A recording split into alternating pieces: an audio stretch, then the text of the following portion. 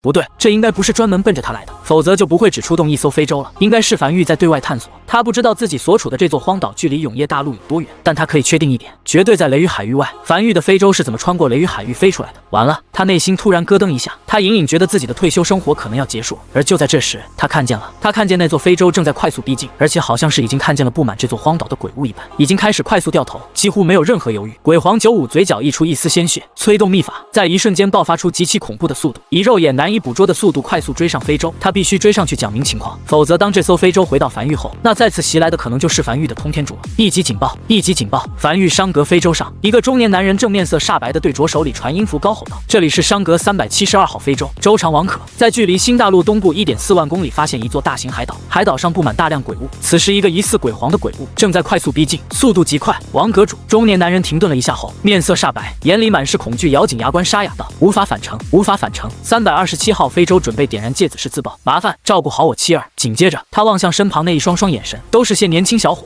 此时眼睛里有恐惧，有绝望，布满红血丝，但却没有一丝退缩之意。眼见那座鬼皇正在快速逼近，只有数百米之远。他深吸了一口气，高吼道：“诸位，准备殉宝！”然而就在这时，鬼皇逼近，仅仅一只手便拦下了非洲，数十米高的身躯跪在高空中，同样满眼恐惧的撕心裂肺高吼道：“梵玉饶命！是我95，半年前我还帮你们引导炸死了一批鬼巢的指挥官，还记得我吗？先别急着动手，听我解释啊！”正准备引爆装在戒子室内鬼石的中年男人，望向非洲前方，仅仅一只手便将非洲拦停的鬼皇，眼里恐惧骤然升至顶峰。这是他第一次如此近距离接触一尊鬼皇，但在听见对方喊出的话时，瞬间懵逼在原地，求饶。不过他突然好像隐隐明白了什么，这鬼皇不是惧怕他这艘非洲，而是惧怕梵玉旗帜。此地距离新大陆足足有1.4万公里，这里也能有听过梵玉名声的鬼物。别激动，大家都别激动，冷静一点。鬼皇的声音再次响起，只见足足有数十米高的鬼皇95，此时正大喘着气，尽可能的挤出一个有些丑陋的笑容，表达自己无恶意，颤声道：“你好，能不能帮我联系下梵玉高层，就说我是鬼皇95，他们肯定知道我是谁的。他好不容易的退休生活，不能就这么没了吧？”鬼皇95此时急得已经快要哭出来了。那个，你先别哭。中年男人下意识的望向前方鬼皇，一时有些不知所措。就在这时，传音符里响起王麻子急促的声音：“王可，汇报当前撤离路径，支援即将抵达，收到，立即回复。”中年男人微微一愣：“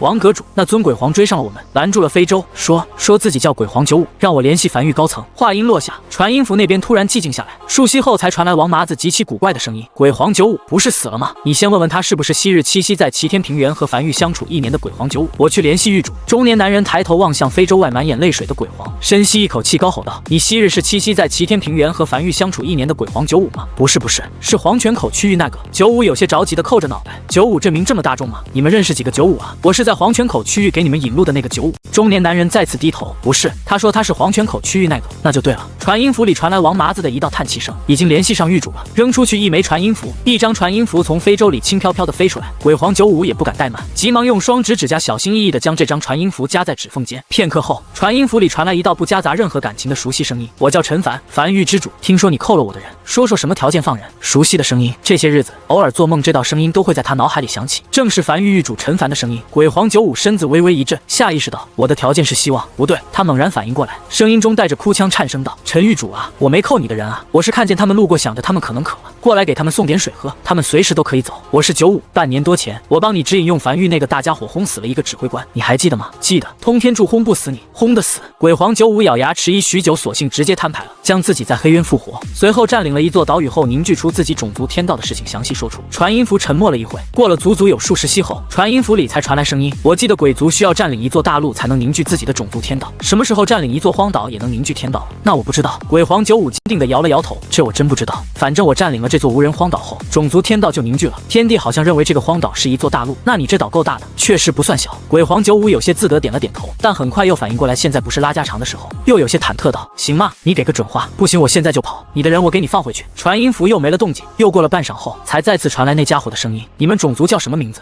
鬼皇95突然有些不好意思的低声道：“养老一族。”好，梵玉和养老一族将会如往日一样互不干涉，但养老一族需允许梵玉登陆这座大陆，并对这座大陆展开探索。这是梵玉启动探天之旅以来探索到的第一座大陆，无论是纪念意义还是实际意义都不容错过。闻言，鬼皇95长松一口气，突然咧嘴笑了起来，将胸脯拍得震天响：“随便探索。”随便来，实在不行，要不樊玉你直接收了这片大陆吧，我们内入你名下，以后跟你混。那不用。这艘非洲渐渐远去，留在原地的鬼皇95望向急速远去的非洲，不断挥手高吼道：路上一定要注意安全啊，千万不能死了。传音符一定要保持全程畅通啊，万一遇到危险了，一定要表明和我们没关系啊。也不知道对方听没听见，他有些担忧地望向这艘非洲，随后才轻松了一口，嘀咕道：樊玉还是比较守信的，上次1年内确实秋毫不犯，这次应该也没问题吧。江北防线，陈凡站在城墙上微微皱起眉头，一旁的那先生率先开口道：这座大陆有可能是护翼大陆，之前也是开启了永夜重启计划，不过他们失败了。鬼皇95所占领的那座荒岛，应该就是护翼大陆的残余板块，海底应该能找到不少好东西。黑暗圣体你知道吗？陈凡眉头微皱，不知道。那先生摇了摇头，没听过，但95能因此复活，肯定不容小觑。我曾经说过，鬼族是诞生于原始大陆，由黑暗凝聚而成的鬼物。论生命层级，鬼族是要高于皇族的，能诞生一个特殊存在，属于情理之中。正常来讲，必须要扼杀在摇篮里，但这种人都有大气运护身，若是有心踏上征途，必能闯出一片天地来。但对方好像有些道心破碎，一心只想退休。如若没有绝对能将对方弄死的手段，不如依了对方，将其在那片大陆软禁监视起来，免得彻底结仇。他又死而复生一次，这次身怀复仇之心，踏上征战之路，未来可能会成为樊玉大敌，是吗？陈凡眼睛微微眯起，不知道转生塔能否克制他的复活能力。7日后，一批批非洲目标明确的从新大陆起飞，直直前往护翼大陆。陈凡此时就跻身于其中一艘非洲上，站在甲板上望向远处海面。就在这时，站在身后的齐月沙哑道：狱主，路程尚远，距离恶霸大陆还有很长一段距离，你要不回船舱歇息着，外面有我照看着。趴在甲板栏杆上的那先生回头看了眼齐月，有些叹气道：那是护翼大陆，不是恶霸大陆。陈凡，你的这私塾开明智计划，目前看来还有很大的发展空间啊。陈凡伸了个懒腰，颇为慵懒的同样趴在栏杆上，没有多讲话，爱叫啥叫啥吧。来，瘸猴一溜烟的从船舱里跑出来，海风寒深，刚泡的热茶，少爷你尝尝，这是夏天，哪来寒气啊？那先生又有些无奈的吐槽道：后宫不得干政。瘸猴白了眼那先生，我说那先生，你一个永夜大陆的天道，不好好待在永夜大陆，整天瞎跑什么？自从那先生来了之后，少爷经常跟那先生待在一起，跟他待在一起的时间都少了。此趟本来不用他跟来的，他死皮赖脸硬要跟来，再不来，他还是那个少爷第一心腹吗？你啊！陈凡无奈摇头笑了笑，接过茶水轻抿了一口。就在这时，甲板上爬出2条大鳄鱼来，哼哼唧唧道：老大本来就是个碎嘴子，我都不知道他怎么能装正经装这么久，现在看来已经快要装不住了。你是不知道，当初我们被关起来的时候，老大那个嘴碎啊，还说什么？正在开口的大鳄突然感觉嘴巴被一股强有力的力量禁锢住，一句话说不出来，只能眼巴巴地看着几人。大鳄小鳄也跟上来了，出门溜达一圈就当完了。一路玩闹下来，这5天感觉过得也不算慢，很快就到了。终于，陈凡走在非洲甲板上，望向远处那座巨大的荒岛，确实不算小。在靠近后，才发现荒岛上聚集着无数鬼物，并且这些鬼物竟然还彼此训练有素的聚在一起，汇集成几个大字：热烈欢迎樊玉莅临指导。陈凡眼睛微微眯起，训练有素啊，看起来比昔日鬼巢要听指挥多了。很快，非洲缓缓落在这座荒岛边缘上，落地瞬间，便看见鬼皇95正满脸谄媚地站在原地望着他。鬼皇95足足数十米高，身子极具压迫感，而旁边还有一头跪在地上的鬼皇。陈狱主，请。陈凡眉头轻挑，也没多说什么，只是走上这头鬼皇肩膀，伴随着身下这头鬼皇起身。如今他的高度和鬼皇95也在一个高度。见状，鬼皇95长松了一口气。陈狱主，这应该是我们第一次正式见面，有不到位的地方，你多多含含。陈凡眉头微皱，而鬼皇95耳朵里传来老鬼歇斯底里的高吼声：大王，是海涵，你发音错了，说错了，说错了。95面色微变，急忙改口：多海涵，多海涵。陈凡没有讲话，只是站在身下这头鬼皇的肩膀上，望向不远处的鬼巢，面色平静的并无讲话。他内心还在思索，要不要处理掉这个意外因素。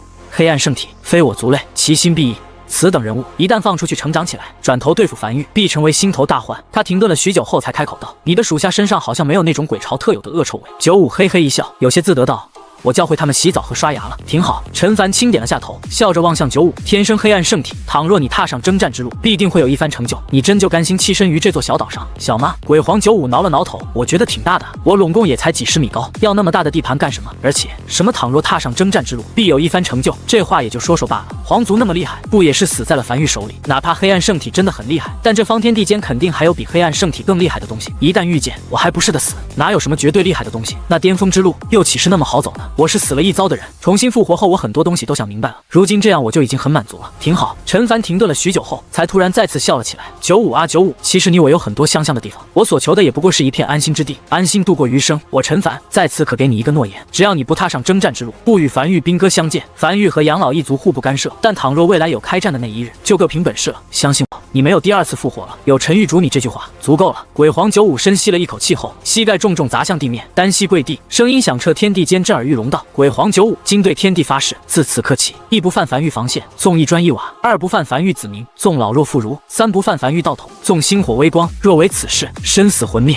永不复生。”这座荒岛上的所有鬼物在这一刻齐刷刷的下跪，面朝陈凡所在的方向下跪，表示臣服。陈凡面色平静的这一幕，他此刻脑海里突然想到了一句话：生命会自己寻找自己的出路。永夜大陆已经完成大一统，鬼族亡了，皇族亡了，而鬼皇95仅仅只是鬼族的一个大喽啰而已，却活到了最后。起来吧，他轻笑道，提前庆祝你的退休生活能如你意，也希望我们不会有兵戈相见的那一天。好，鬼皇95兴冲冲地站起身来。谈判结束后，一座9级建筑工坊在护翼大陆沿海处凭空升起，紧接着一架架前海船从载具工坊生产出来，准备探索海底护翼大陆的呈现区域。陈凡带着瘸猴进入一艘前海船，开始在湛蓝的海洋不断下潜。陈凡站在窗边，望向船外被鬼火所照亮的海域，这是他第一次潜入大海深处。下潜100米，有散发着微弱光芒的水母从船前飘过。下潜300米，温度骤降，隐隐有凉意深入船内，能依稀看见远处黑暗中好像有如小山般的黑影流过，远超正常生物的体型，是深海巨山鬼。瘸猴面色微变，开口解释道：“我在私塾里学过关于这种鬼物的知识，是一种常见于深海的鬼物，体型巨大，攻击性较强，哪怕白日也可出现，但只能在深海里深处，无法登陆。正常来讲，深海巨山鬼会生活在海底1000米至4000米的位置，海底这个位置也被称为午夜区，光线完全无法抵达，环境黑暗、高压、低温，此时仅仅是海底300米的深度，不是一个适宜深海巨山鬼生存的环境。上前，陈凡没有丝毫犹豫，快速下达返航命令。前海船自带的炮塔根本无法对抗这种鬼物。很快，前海船快速浮出水面，那隐隐惊鸿一瞥的深海巨山鬼也并未追上来，好像只是目送他们离去一样。护翼大陆上，陈凡偏头望向一旁的95，轻声道：“你家里养鬼了，你知道吗？护翼大陆周边海域里全是鬼，你不管的吗？”95正琢磨着护翼大陆这几个字，这是给他改名了。他这大陆有名字，他给起的养老大陆来着。但听见后面的话，才有些摸不着头脑，迟疑道：“那个陈狱主可能会有，但都在海底深处数百米、上千米的位置，我们也下不去那么深的地方啊。倒是想管，也无能为力。”陈凡面无表情地沉默着，没有讲话。他只见到了一头深海巨山鬼，其他鬼物并未看见。但一个常年活动于深海的鬼物，为何会出现在300米的深度？最大的可能就是被人赶出来了。原来的老家有人占了，这就意味着在海底1000米负4000米这个深度，肯定有一个或一批比深海巨山鬼实力要更强的鬼物。护翼大陆，这是他探索到的第一个大陆板块。沦陷进海底的大陆板块，说不定就有不少宝藏。他还亲自上阵，就这样无功而返，着实有些不甘心啊。少爷，陈凡正站在沙滩边缘思考解决方案的时候，瘸猴大步走来，急促道：“刚才随我们一同下潜的一艘前海船，中途没有见到什么鬼物，一路下潜到了1000米，他们在海底看见了一个体型巨大的鬼物，甚至比整座无名山都要大的鬼物。私塾里完全没有这种鬼物的记载。那头鬼物要在海底更深处的位置，之所以能清晰看见，是因为这头鬼物浑身散发着刺眼的光芒，宛如太阳一般，周围没有一头鬼物。以前这片区域的大部分鬼物都逃走了。至于我们看见的那尊深海巨山鬼，已经近距离探测过了，已经死了，是从海底飘上来的。以及在这头体型巨大的鬼物下方，是一个还保持着陆地起伏轮廓的大陆板块，能依稀看见曾经的山脉和建筑废墟等。预估最深区域在2300米，这个深度已经远超前海船的最大下潜深度。前海船的最大下潜深度是1000米。陈凡眼睛微微眯起，答案找到了，那头深海巨山鬼是被赶出来的。至于那个未知的巨大鬼物生物，或许可以问一下问天灵。站在海边的陈凡摇了摇手里的问天灵，轻声道：“可知有一种鬼物，体型巨大，比整座无名山都要大，生活在海底2300米深的海域，浑身会散发刺眼光芒，且是独居生物，会驱赶附近鬼物。”下一刻，耳边响起了问天灵熟悉的沙哑声音，这次不是天机不可泄露了。有一种鬼物符合所有条件，名为天道鬼。当一个鬼物种族灭亡时，其种族天道死亡后，有一定概率形成天道鬼。该鬼物体型巨大，可无视永夜白昼存活，但无法登陆，需靠汲取大陆气运维持生命。被天道鬼吮吸的大陆，天灾变多，福瑞变少。陈凡轻松了一口气，只要问题明确，总有解决办法。沉陷进海底的大陆板块在2300米的深度，这是一个已经超出前海船最大下潜深度的位置。但先解决了这头天道鬼再说。天道鬼不死，这片沉陷进海底的大陆是不可能去探索的。片刻后，一座10级鬼火安置在沙滩上，紧接着一座10级哨塔凭空升起。很快，伴随着哨塔第一作响，灵魂深处的永夜领主面板上浮现出一则面板，检测到在距离所在大陆板块4.7公里处，东北方向海底2300米深度，有一只未知巨型鬼物，等级为19级，生命状态为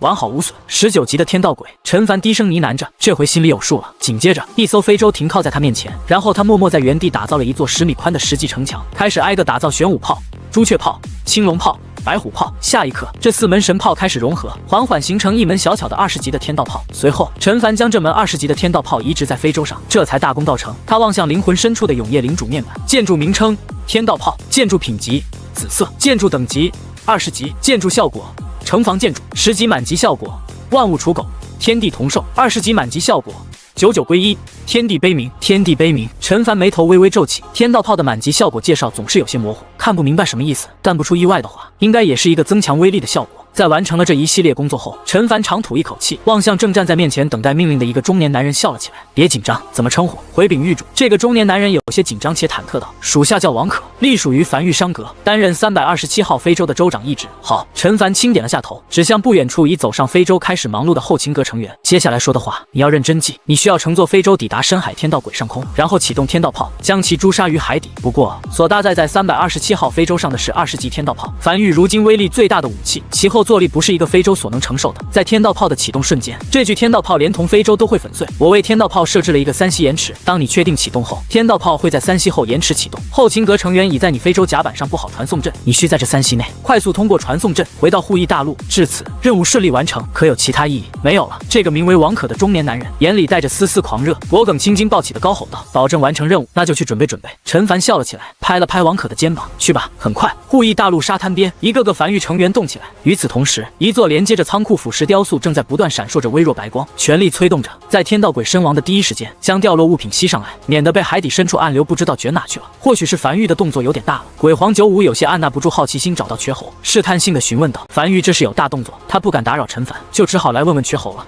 瘸猴转头望向身旁已经尽力弯下身子但依旧极高的鬼皇，随口道：“海里有个鬼物，影响樊玉探索海底，樊玉准备清除掉这个鬼物。”明白。鬼皇95面色严肃的点了点头，这种不识好歹的鬼物确实应该被清除。那你们先忙先忙，我回岛中央歇着去了。别歇了。恰好乘坐非洲路过的陈凡降低非洲高度摆了摆手，一起去看看。那就恭敬不如从命了。鬼皇95面色一正，屁颠屁颠的跟在陈凡身后朝岸边走去。很快，编号372号非洲在万众瞩目下缓缓升空，随后在既定位置准备就绪。而在岸边站在非洲甲板上的陈凡听见传音符里传来的道汇报后，轻声道：“开始准备，3、2、1，发射。”下一刻，先是隐隐看见一道白光从远处的非洲上隐隐闪过，紧接着刺眼且炽热的白光突然在天边浮现出来，天地仿佛瞬间凝固一般，没有声音，耳边一切声音全都消失，像是进入宇宙真空一般的绝对寂静。只见一道直径约1000米的暗蓝光柱从非洲底部以绝对笔直的轨迹刺入大海，光柱所触及的海水瞬间蒸发。这道蕴含着恐怖能量的光柱正以极其恐怖的速度抵达海底2300米的深度，瞬间没入那巨大天道鬼的身体内。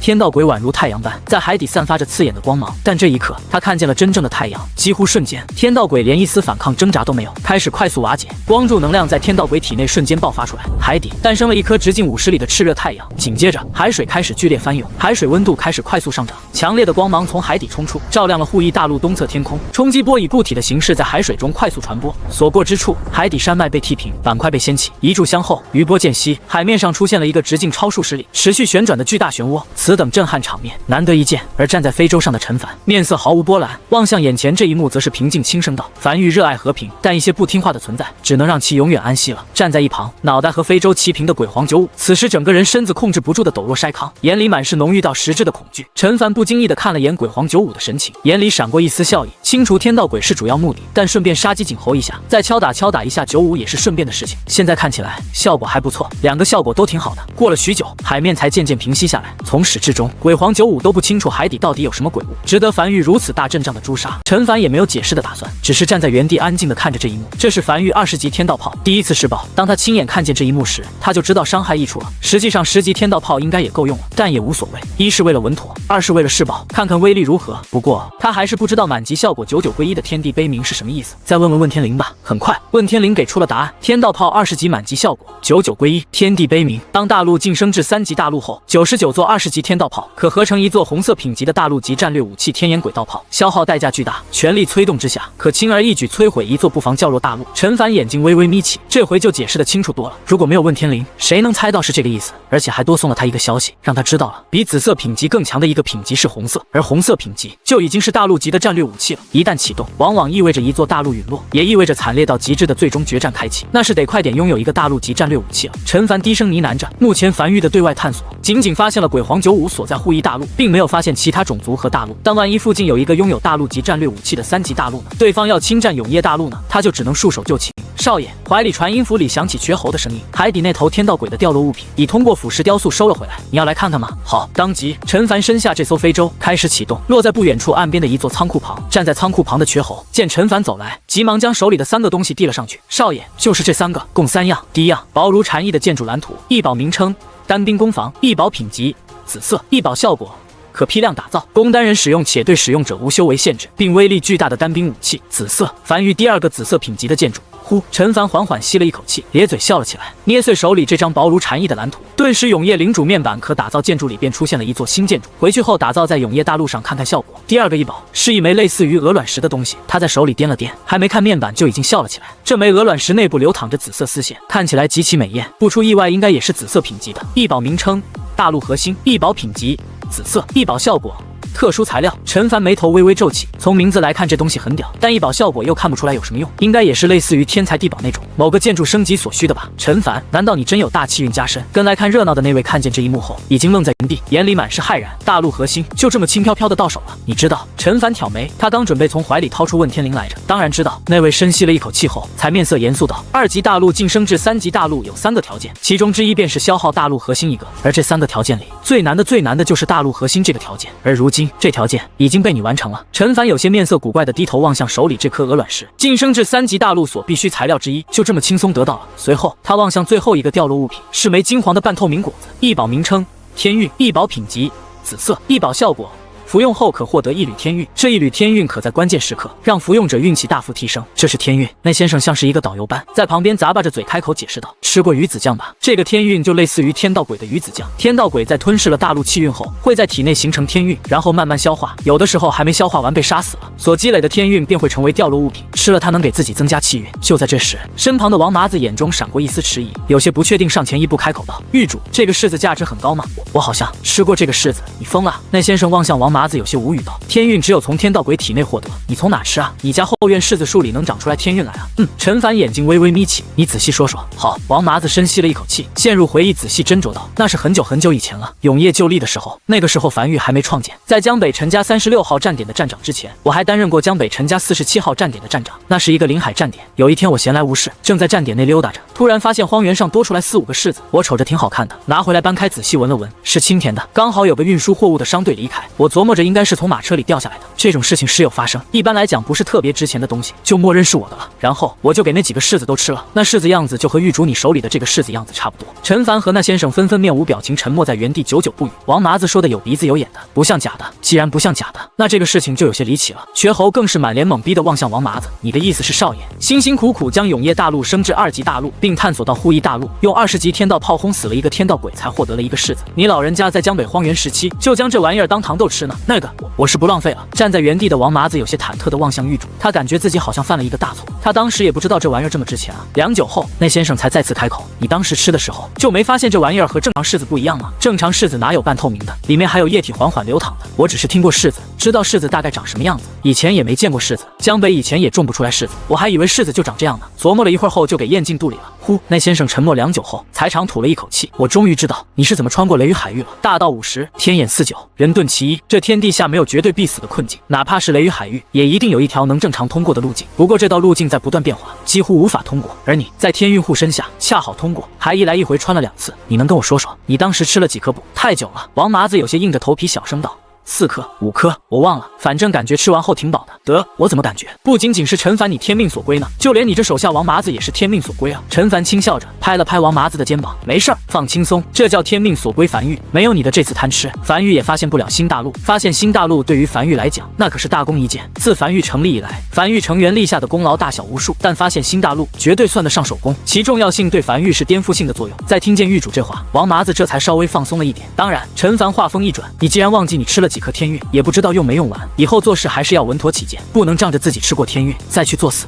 明白。王麻子重重点头应了下来。做完这一切后，陈凡才远眺海边。天道鬼已死，护翼大陆最大的危险已经清空，但如何探索海域下方，塌陷进海底的大陆却是一个问题。潜海船抵达不了这么深的海域，他们人就更下不去了。思索间，他眉头轻挑，想到了一个办法，当即笑了起来，转身朝一旁非洲走去。他准备返航了，回永夜大陆研究下这次的收获，至于剩下的事情交给这边的人就可以了。在陈凡离去后，永夜大陆和护翼大陆几乎同时行动起来，从新大陆开始在海底挖一条新的海底隧道，直通护翼大陆。数日后来了，护翼大陆上，瘸猴望向天边大批袭来的非洲，伸了个懒腰后，有些兴致勃勃道：“把这条海底隧道修建好后，梵域的势力范围就又大了许多。海底隧道不仅仅意味着更便捷、更安全的交通方式，还意味着要铺设铜管，这是正儿八经的将繁域领域延伸到了这里。怎么了？瘸猴偏头望向一旁的王麻子，挑眉道：“眉头怎么皱得这么深？谁又招惹你了？”外出探索的一艘非洲失联了。王麻子面色有些严肃的沉声道：“编号22的外出非洲已经失联6个时辰了，根本联系不到。上次汇报位置是在距离新大陆西北方向1.4万公里的位置，我已经让附近非洲前去查看了，但距离较远，需要一定时间。”死了？瘸猴眉头皱起，没死。我问过繁域那边看守命牌的人了，几人命牌完好无损，我有些怀疑可能是跑了。王麻子有些迟疑道：“222号非洲的州长是原先关西平原屠仙圣地的圣主，在繁域完成大一统后，屠仙圣地的圣主解散屠仙圣地，携所有门人加入繁域，其圣主并成为了繁域商阁的州长。对方上缴了不少天才地宝和资源，唯一要求就是想要商阁州长的位置。现在看来，或许可能就是为了方便逃跑一事。”瘸猴嘴角抽了抽，坚定摇头否定道：“不可能是跑了，永业大陆正安全的呢，外面全是鬼物，哪有往外跑的道理？那不是脑子进水了，肯定是出事了，快点派人去看看吧。”已经派了，还没结果。与此同时，屠仙圣地圣主此时正伤痕累累的被铁链悬挂在空中，一个嘴里叼着狗尾巴草的男人似笑非笑的靠在椅子上望向他，旁边还有2个手持鞭子的男人，手里的鞭子满是倒刺。未等屠仙圣地圣主开口讲话，其中一个男人便面色狠厉的将手中鞭子重重抽在圣主后背，顿时皮开肉绽。最后1日，再不说，老子有的是办法撬你嘴！嘿嘿，屠仙圣地的圣主被痛至闷哼了一声，咧嘴笑了起来，将一口血痰重重吐在男人脸上。有什么花样都端上来，看看你爷爷这骨头软不软，看看你爷爷这嘴硬不硬，找死！身穿势力制服的男人将手中皮鞭扔在旁边2人怀里，大步朝审讯室外走去，恼羞成怒的阴狠道：“给老子继续打，打到他喊疼为止！”啪！刺耳的音爆声在室内陡然响起。数十鞭后，如何？审讯室外，一个双目失明的老者正安安静静地坐在椅子上，望向审讯室内隐隐传来的鞭子声音，缓缓道：“他还是没有透露他所在大陆的具体坐标吗？至少大陆名字应该透露了吧？”没有。中年男人面色有些惭愧地低下头来，小声道：“老师，学生无能，进展有些慢。不过从他们所在的非洲内找到了一面旗帜，上面印着繁字，他们所在的大陆应该是和繁有关的，是我们未曾见过的旗帜。除此之外，在非洲芥子市内还找到了不少鬼石、传音符。”以及一些生活用品。传音符一直在不断闪烁，有人在一直联系他们。那传音符是加密过的，我们无法接听，并且通过对非洲芥子市内的鬼石消耗状况来看，他们应该在海上行驶了有一段时间了。从目前获得的情报判断下来，对方可能是2级大陆，有点意思。老者轻点了下头，低声呢喃着：“一座从未听过的大陆，竟然在我们附近。继续审，我要知道更多信息。”是。审讯室内，屠仙圣地的圣主此时正神情恍惚地低头望向脚底血泊，旁边2个男人气喘吁吁地歇息着。陈凡啊，快来吧，快点来看看我多么硬气，老子可是一个字没吐啊，再不来真要疼死了。另外一边，此时陈凡正在江北欣赏自己的单兵工坊，也是繁域第2个紫色品级的建筑。如载具工坊一般，每升至1级都会多一种可制造的单兵武器，其中最重要的武器便是袖珍火炮。袖珍火炮黄色品级，无使用修为限制，每激活一次需消耗500枚鬼石，威力相当于1级绿色品级炮塔的威力。没有弹匣，只有在尾部拥有一个鹅卵石大小的缺口，可填充鬼石进去。只要填充的鬼石等级足够高，完全可以当做无需填充弹药的一柄左冲火枪，威力相当于1级式神炮的威力。陈凡眼睛微微眯起，将手中的袖珍火炮举起，瞄准不远处的一棵大树，缓缓扣动扳机。下一刻，轰！一团火球从枪口激射而出，瞬间命中那棵大树，燃起熊熊烈火，还是火属性的。陈凡挑眉有些惊讶，颇为满意的咧嘴笑了起来，将这玩意儿塞进怀里。这是个好东西，完全可以批量适配给繁域成员，成为制式武器之一。就在这时，陈凡怀里的传音符突然微微发烫，紧接着传来了王麻子的急促声音：“狱主，出事了！商阁222号非洲突然失联，派出去查看情况的3艘非洲在靠近后突然齐齐失联，没有任何信息传回。初步判断，应该不是发现了一座全新大陆被捕，否则不可能一个消息都传不回来。一座大陆完全可以远远看见，也不是遇见了强大鬼物，命牌无疑碎裂。我怀疑可能是遇到了高等级大陆的哨战，靠近后被捕。”陈凡面无表情的沉默在原地。敌人来了。片刻后，他才轻声道：“让其他商阁非洲外出探索的时候，收起旗帜，不要对外展示繁域旗帜。召集附近最近的非洲在附近集合，等我。”通过王麻子所阐述的信息，他已经大概判断出来有哪些可能了，需要他亲自前往。招了。黑暗无光的审讯室内，中年男人面无表情地望向伤痕累累的屠仙圣地圣主，轻声道：“你背后的势力派非洲来找你了，被我们拦下了。他们招了。我已经知道你背后的势力叫繁域，来自永业大陆，占有2座大陆，一座为永业大陆，永业大陆为2级大陆，刚晋升不久；另外一座为新大陆，新大陆距离我们直线距离是1.4万公里。我说的对吗？”嘿嘿，屠仙圣地圣主有些奄奄一息的咧嘴笑了起来。他们招了关我屁事，不过你的语气听起来温柔不少，好像有些害怕了呢。中年男人没有讲话，只是沉默许久后，转身朝审讯室外走去。审讯室外，那个瞎眼老头正坐在走廊椅子上等着他。见他出来后，脸上的皱褶毫无波澜，声音沙哑的缓缓道：“上面已经评估过了，永业大陆的实力要强于我们，上面决定将人全都还给永业大陆，尽可能的和平解决此事，以及需要一个替死死鬼！中年男人面色微变，此时才发现审讯室外的走廊，不知何时站着2个戴着黑色斗笠、浑身散发着冰冷气息的男人，声音略微发颤的一字一句道：“老师，我跟你很长时间了，上行的人不是我，是下面的人。”双手拄着拐杖的瞎眼老头缓缓摇了摇头，他们分量不够，而你身为冯奇亚大陆刑店3组组长，分量勉强够了，不过也不是没有回转机会，就是可惜了。老者有些长叹了一口气，低声呢喃着：“如果是一座1级大陆就好了，那会让冯奇亚大陆晋升至3级大陆的可能性更大。”与此同时，一艘艘非洲开始快速聚集，直至聚集至数十艘，附近能赶来的非洲都来了。最前端的一艘非洲甲板上，王麻子指向前面那片海域，又在鬼皮地图上画了一个圈。根据那几艘非洲失踪的位置，就是在这片区域突然断联。陈凡面色平静地望向前方这片海域，万里无云，海水平静，入眼所及之处没有一丝荒岛，看起来就是一片无人海域。他没多讲，只是轻敲了一下翡翠手杖的顶端，很快由无数白色线条组成的一座10级鬼火和一座20级哨塔开始在甲板上快速凝成，紧接着灰雾快速朝前方笼罩而去，那是哨塔的探测范围，足足有10000米。下一刻，下方海域被灰雾所笼罩的地方，突然像是褪去伪装一般，不再是空无一人的海域，而是变成了一座巨大的荒岛，不见尽头。是王麻子有些震撼地望向下方那浮现在灰雾中的荒岛板块，不准确地说，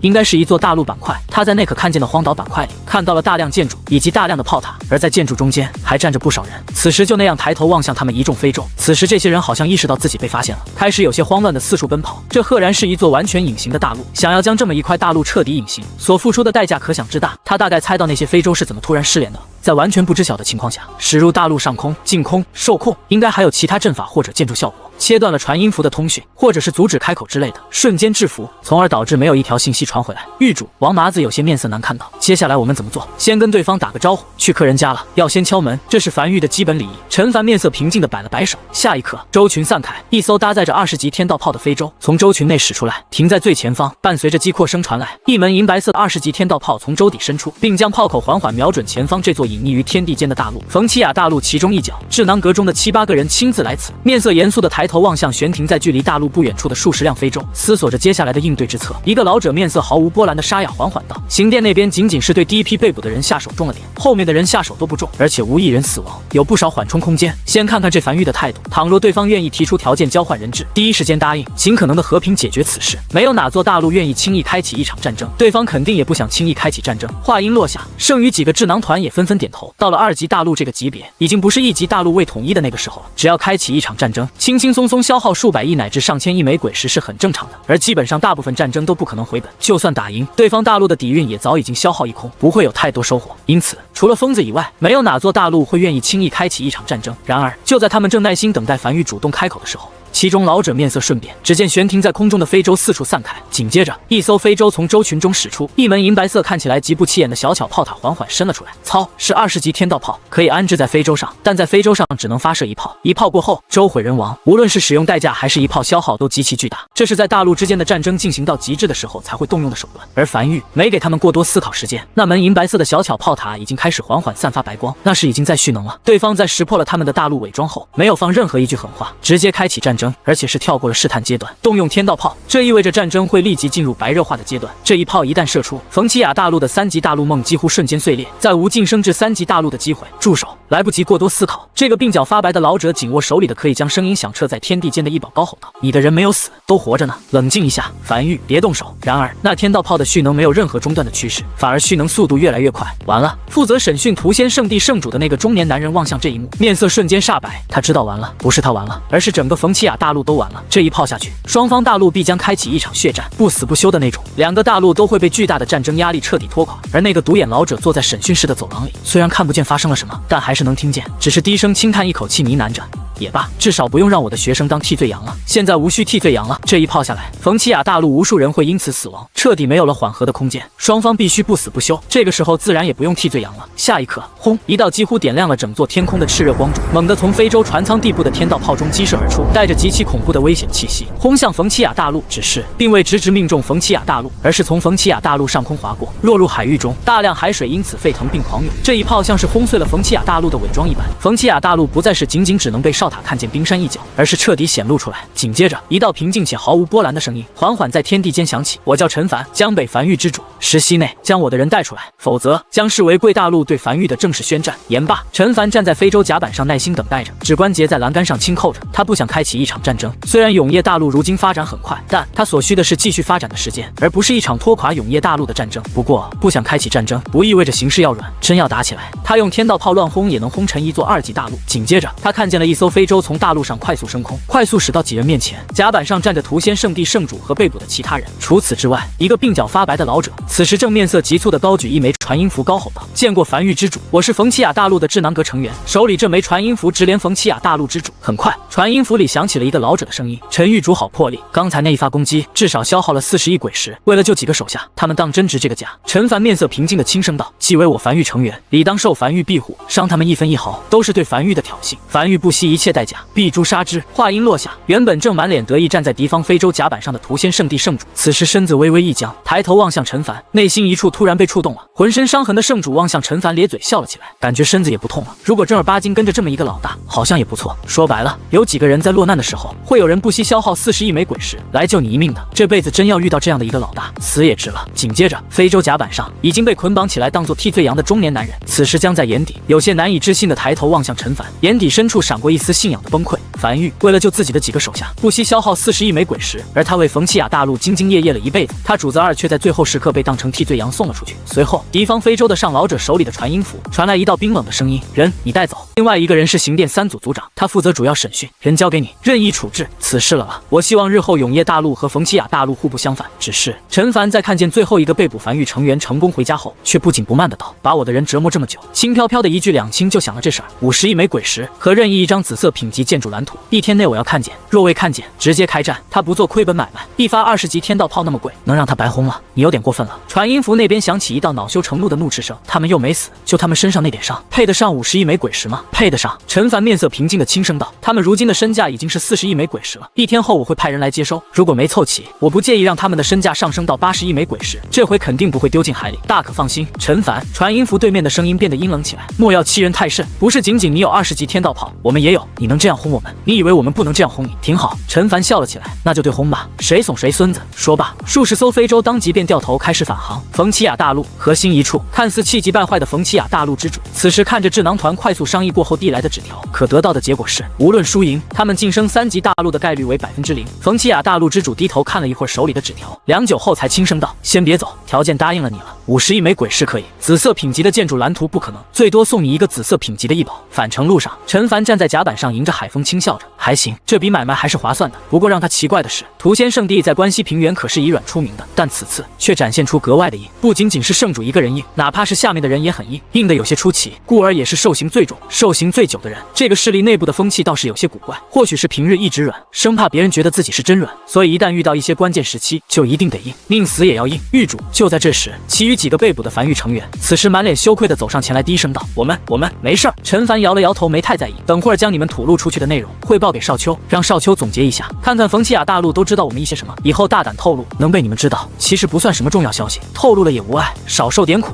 只要活下去，樊狱肯定会来救你们的。少秋此趟也跟来了，正在疯狂拿笔记录着。做完这一切后，陈凡才不经意地扫了眼甲板角落内负责审讯的那个中年男人，任由他们处置。他自然知道这是替罪羊，他从对方眼里看到了一种信仰的崩塌，以及一种不甘。从此人嘴里，或许可以知道关于冯奇亚大陆的具体情况。目前为止，在永业大陆对外探索的这些日子里，还没有一个像皇族、鬼族这样的大型鬼潮种族，但如今没遇见，不意味着以后不会遇见。他要为种种可能会诞生的事情做好应对之策。而且这个大陆的名字真的很奇怪，他一开始以为可能会是女王之类的，结果势力之主是个老者。第二日，少爷陈凡站在非洲甲板上，正在返程路上，身旁瘸猴大步走来汇报道：留在原地等候的222号非洲已成功接收到50亿枚鬼石和一个紫色品级的异宝。只不过瘸猴有些隐隐愤怒道：冯奇亚大陆那边所支付的鬼石都是最低级别的鬼石，数量足足有50亿枚，一艘非洲根本装不下，需要动用至少20艘非洲才能将这批鬼石装下。他们就是故意的，在耍我们。陈凡面色平静地站在非洲甲板上，双手撑着栏杆远眺天边，没有第一时间回答，只是指关节轻扣着栏杆。这是最简单的膈应，没有意义。但对方为何会这么做？单纯为了膈应他一下，还是想试试他的底线到底在哪里？怎么办？少爷，瘸猴从未如此愤怒过，甚至有些越想越气。思索片刻后，陈凡轻摇下头，这个8成不是冯奇亚大陆之主这样位置的人做出的事情。这种举动没有任何意义，应该是下面人的小动作。我不适合回去了，爹面，你这样吩咐下去，就放那吧。樊玉不愿轻易开战，但倘若对方真蹬鼻子上脸，那就打一场吧。与此同时，冯琪雅大陆边缘，一个满脸横肉的中年男人正站在一座高如小山般的鬼石面前，脸上满是笑意，眼里却是一副看热闹的讥笑。都在这里了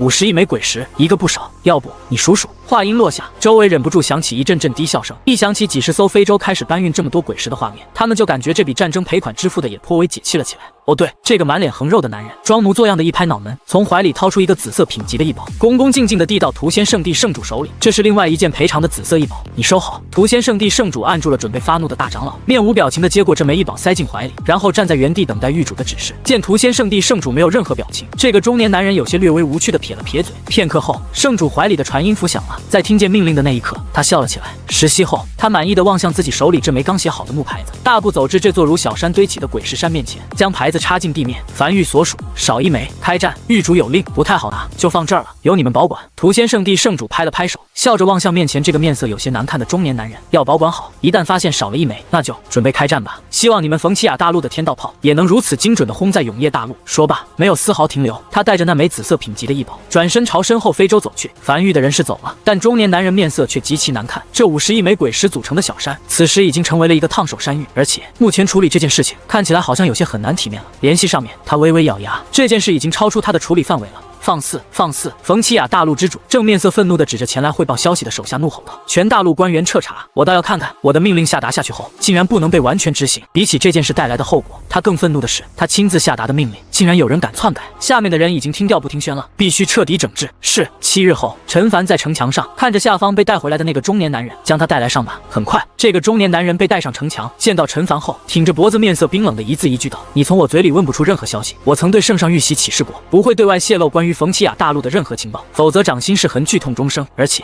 你不是一个合格的势力之主，倘若你让你的手下对着你的玉玺起誓，我们很难审讯出关于樊玉的情报。你连这一点都没想到。”陈凡轻笑了起来。当初这个男人还在敌对方舟上的时候，他就看见这个男人眼里的信仰崩塌，这是一个很好的利用点。他上下打量着中年男人良久后，才笑着随意道：“或许你对自己大陆的忠诚度完胜于樊玉成员对我的忠诚，但有一点可以确定，那就是樊玉永远不会将自己的成员当成替罪羊送给敌对势力，这个是永远不可能的。可惜了，你这一生才华，若是生在樊玉，必定有更大的发展空间。”话音落下，中年男人突然低了下头，心里的防线明显已经动摇。良久后，中年男人才眼眶通红地抬起头望向陈凡：“如果我能生在永业大陆，为你效命，那是我的荣幸。你是一个完美的主子。”我说完后，给个痛快。随后，男人将关于冯琪雅的信息全盘托出，从何时建立，到如今拥有几座大陆和多少鬼矿。随着中年男人不断讲解起来，他掌心也渐渐泛起一道黑色湿痕，他心理防线已经彻底被攻破。足足讲了半日后，中年男人紧紧握住右手手腕，强忍着剧痛，嘴唇干裂的强行挤出一个笑容：“陈狱主，有点疼，送我一程吧。”就在这时，222号非洲赶回来了。屠仙圣地的圣主一溜烟跑到城墙上，先是看见浑身颤抖的中年男人，随后才收回视线，从怀里掏出一枚袖珍狮子泥塑的东西递给陈凡：“狱主，那50亿枚鬼石已按你所说处理妥当。这个紫色品级的异宝是本次冯琪雅大陆赔偿的异宝。”话音刚落，原本还强忍着剧痛的中年男人突然咧嘴笑了起来：“陈狱主，你被冯琪雅大陆耍了。这个异宝很早就获得了，这么多年过去，没有一个鉴定师能鉴定出这个异宝。别说效果了，连名称都不知道。如果不考虑收藏价值的话，其价值甚至不如一个白色品级的异宝。”陈凡低头望向手里这枚异宝的面板，沉默良久后，才有些忍不住笑了起来：“挺好，这么好的东西就这样送给他，早点说送给他这个，他鬼石都不要了。”陈狱主，没等陈凡过多查看面板，忍受着剧痛的中年男人紧咬牙关，身子微微发颤：“给个痛快，疼。”好。陈凡轻点了下头，偏头望向一旁的屠仙圣地圣主，带他下去，给他个痛快。随后他才仔细望向手里这个袖珍狮子泥塑的面板，异宝名称：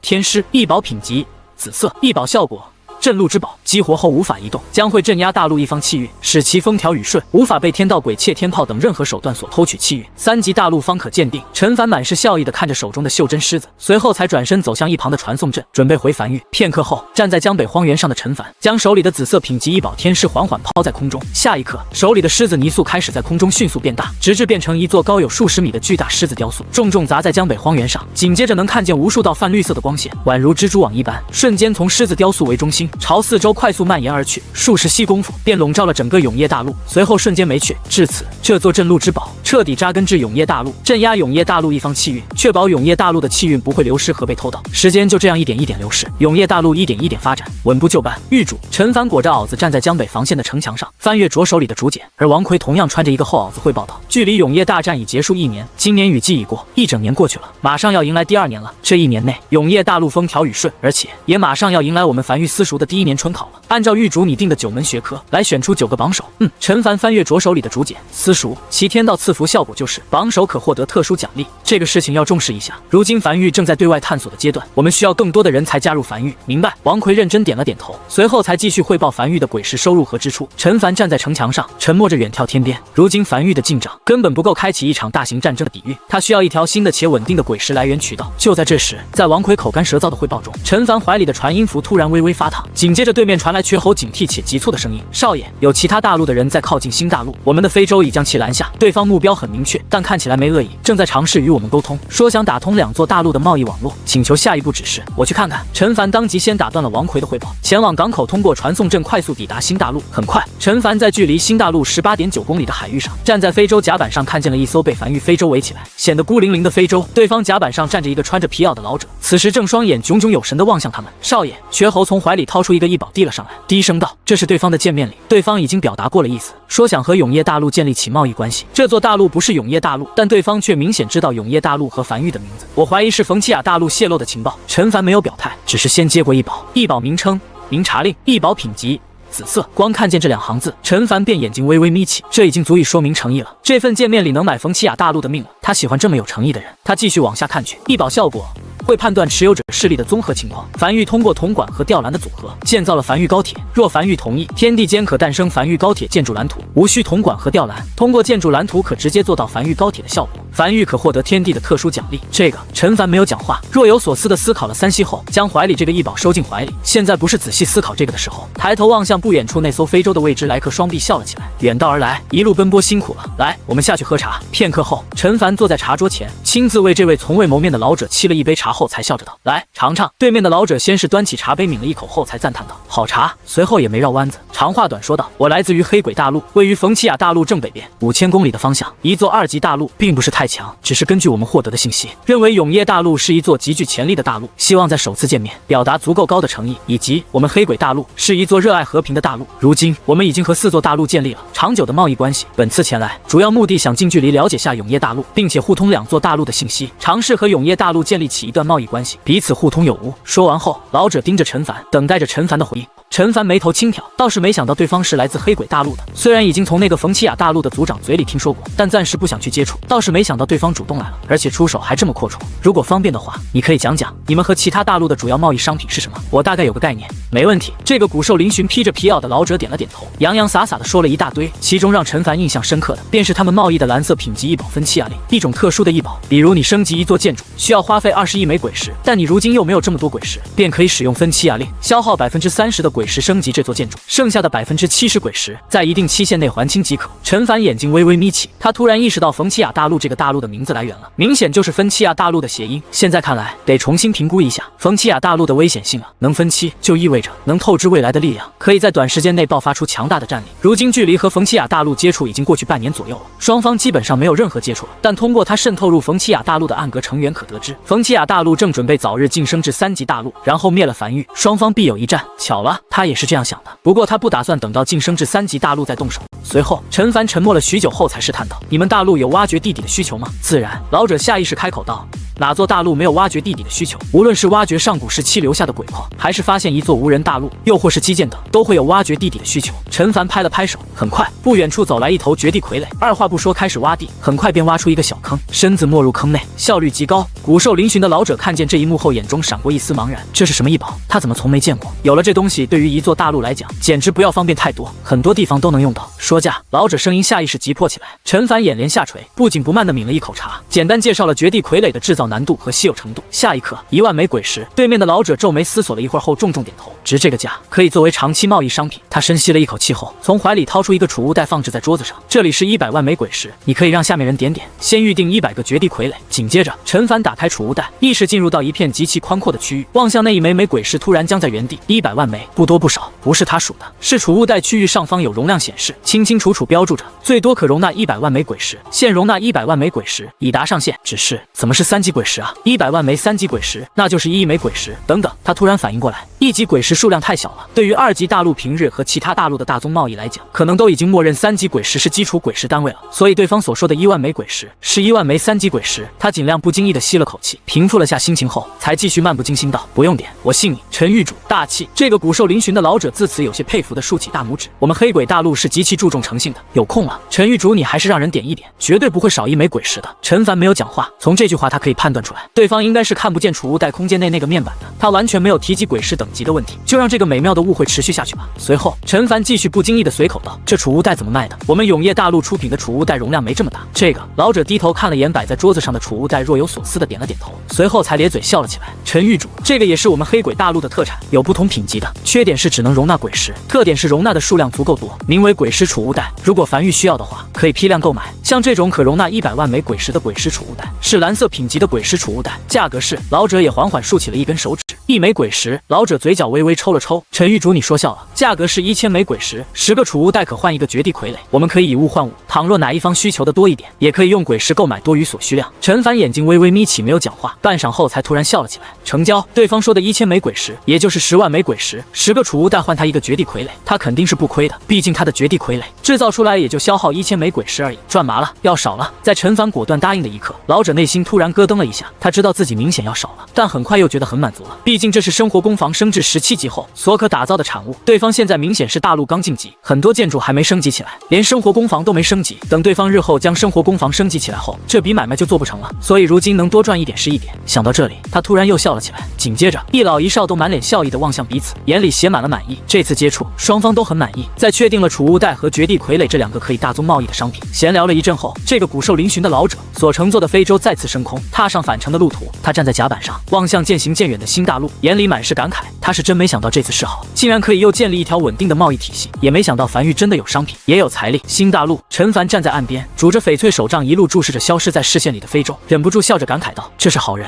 黑鬼大陆一看就是一个充满友善的大陆，我喜欢这座大陆，挺好。”良久后，陈凡转身望向身后的1号据点城池，这是他在新大陆上打造的第1个临时据点，如今已经发展到颇有一定规模，也不知道暗格那边进度如何了。他收回视线，小声嘀咕着：“这些日子，暗格部分成员已经潜入冯奇亚大陆，从多方面打造消息。1日后，已经回到永业大陆的陈凡正在后山研究着手里黑鬼大陆送来紫色品级的异宝。说白了，这个异宝的作用就是开源。原本铜管加吊篮组成的樊玉高铁组合是他的专属，如今只要开源，意味着所有大陆都可以用更轻松的手段来拥有高铁这个建筑，就连冯奇亚大陆都可以拥有，奖励是未知的。他在思索了一天，权衡利弊之后，他还是准备开源，同意。站在无名山后山的陈凡轻声道。下一刻，隐隐感觉天地微微一震，只见那先生突然出现在高空中，面色肃穆，开口高声禀报着什么，听不见声音，只能看见嘴巴在张合。无数天地灵气在永业大陆高空上汇聚，紧接着手里这枚明察令开始迅速发烫，随后令牌上才缓缓浮现出一行字：天地间可诞生樊玉高铁建筑蓝图，将1级黑渊一座，黑暗科技原点星号1。而他手里的鬼皮地图也开始不断闪烁，示意他开始标点，他在哪处标点，哪处便会形成一座1级黑渊。还没等他动手，那先生突然出现在他身边，尽量标在永业大陆附近。黑渊会吸引鬼潮，有雷雨海域保护着的永业大陆，任何鬼潮都进不来。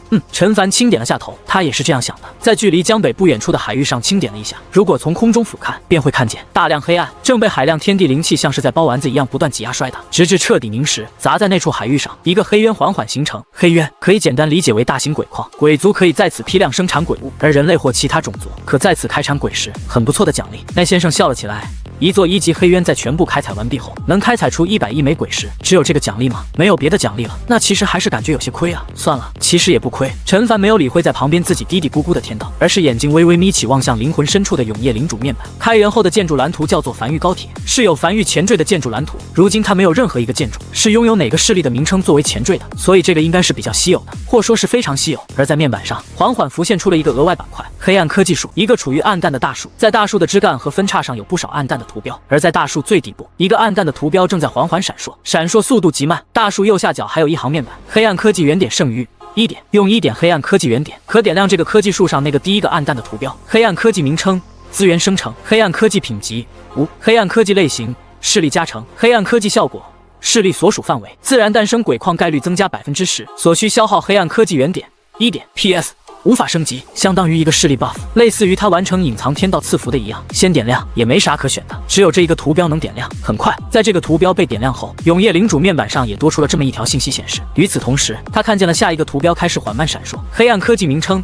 加速生长。黑暗科技品级：无。黑暗科技类型：视力加成。黑暗科技效果：可圈定一块区域，在该区域内所有种植物的生长速度为100倍，所需消耗黑暗科技原点1点。陈凡面无表情地望向永夜领主面板深处的这个黑暗科技树，他看懂了，这是一个极其稀有分支。这里面所点亮的任何一个图标，对一个视力的加持都是极大的。不仅仅有这种视力加持，也就是 buff 类的黑暗科技。比如在第4个可点亮的图标，他虽然看不见其具体信息，却能看见图标是一个巨大的炮弹，这个肯定是和军事有关的，说不定就是个黑暗科技建筑。这里面全是好东西，还是那种大幅度提升一个视力强度的东西。只是他嘴角微微抽了抽，必须用黑暗科技原点才能解锁，而如今他只获取了1点黑暗科技原点，获取方式可不轻松。这以后想要获得第2个，不知道得什么时候去了，而且只能点亮前6个，从第7个开始就需要3级大陆才能开始点亮了。同为2级大陆，一个解锁了6个黑暗科技，另外一个压根不知道有这个东西。两方打起来，谁会获得胜利已经不需要过多思考，这便是终极底蕴。内先生，他望向一旁的内先生轻声道：“你可知道黑暗科技原点？”知道啊。内先生古怪地看了眼陈凡，刚才除了奖励了一座黑渊之外，还奖励了一个黑暗科技原点吗？原始大陆碎片已经基本上快完全吞噬完毕了，等吞噬完后就会奖励一个黑暗科技原点。只是黑暗科技原点极其稀有，而且只有那些拥有黑暗科技树的岛屿才能消耗黑暗科技原点。陈凡轻点了下头，他听明白了，他无需遇见这种岛屿，他只要获取到黑暗科技原点，随时可以使用。这个黑暗科技树是一种独立于建筑体系之外的存在，没有品级之外，但随便一项，对于一座大陆来讲都是加成极高的。很快，30日过去了，梵域有条不紊地发展着。而从梵域暗格带回来的消息，他知晓冯契亚大陆正举全力晋级3级大陆，